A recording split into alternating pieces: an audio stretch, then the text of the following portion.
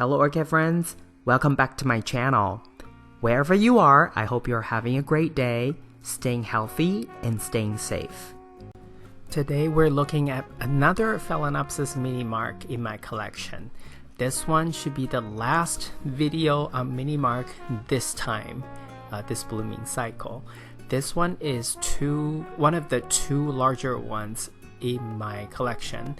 I have a total of 5 mini marks and I have 3 that are smaller, 2 that are larger. This is one of the 2 larger ones. And I believe, if not, I'm not mistaken, last week or the week before you would have seen the other larger ones. But if you haven't, you're welcome to check it out in my channel. This time around it gave me 6 flowers, no bud blast, so it was really nice.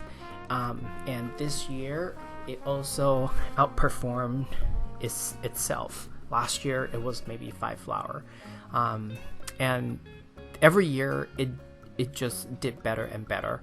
So it tells me that this orchid is maturing and it's getting bigger. But it's maturing, but it's not getting bigger in terms of size because it's always going to be a miniature compact grower.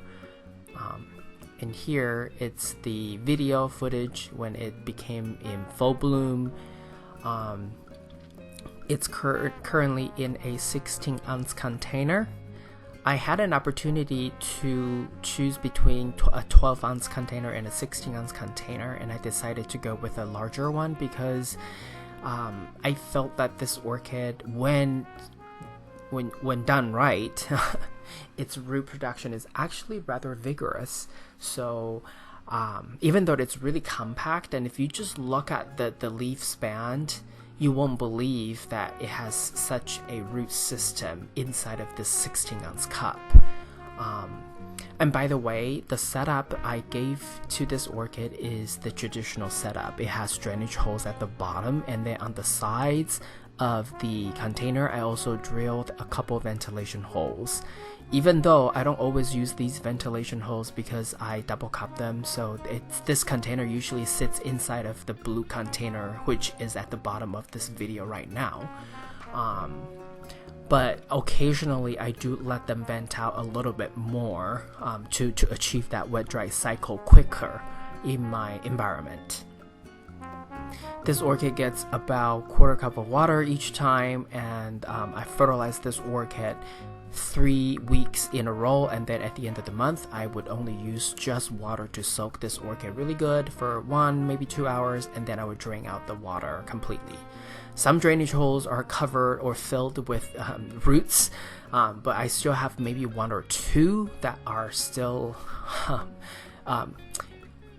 in working order, meaning water can still come through, but it's not that big of a deal because with plastic cup I can easily drill other ventilation holes at the bottom. Shouldn't be an issue. But overall I really enjoy this orchid's bloom this time around. 6 bloom, that's definitely more than last year, so it's doing great. And coming up, this is just a few photos to give you a comparison, a side-by-side comparison. So the one on the right, the yellow one, it has a nickname of yellow mini mark, but it's really not mini mark.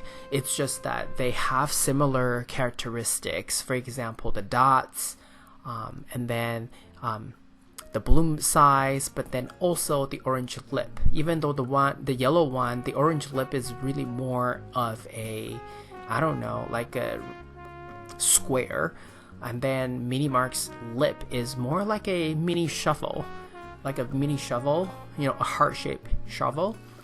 And then they all have dots on the flowers, so that's why that yellow one is nicknamed yellow mini mark.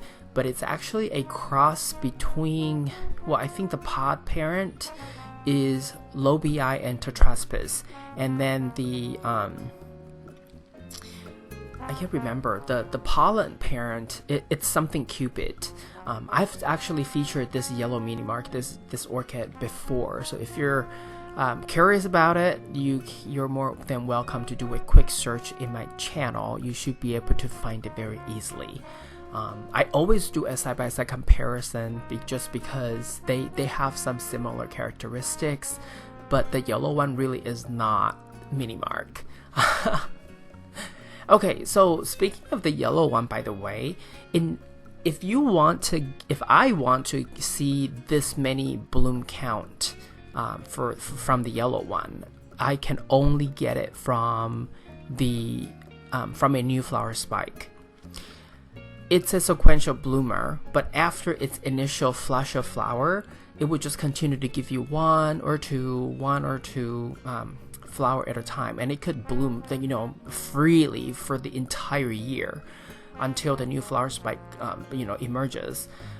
But if you want to see more than just one or two blooms at a time, what I have done is I will cut off the old spike to then encourage the new spike to grow out to then be able to see this many blooms at one time.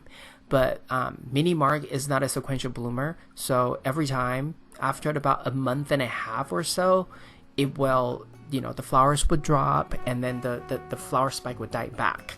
So every year it always blooms on the fresh new spike.